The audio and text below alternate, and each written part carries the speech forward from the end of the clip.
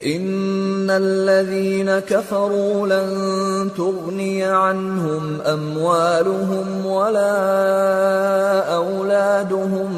من الله شيئا وأولئك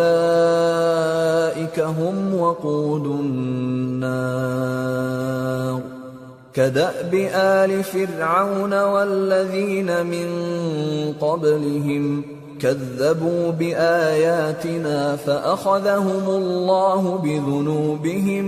والله شدید العقاب۔ جو لوگ کافر ہوئے اس دن نہ تو ان کا مال ہی اللہ کے عذاب سے ان کو بچا سکے گا اور نہ ان کی اولاد ہی کچھ کام آئے گی، اور یہ لوگ آتش جہنم کا ایندھن ہوں گے۔ ان کا حال بھی فرعونیوں اور ان سے پہلے لوگوں کا سا ہوگا جنہوں نے ہماری آیتوں کی تکذیب کی تھی، تو اللہ نے ان کو ان کے گناہوں کے سبب عذاب میں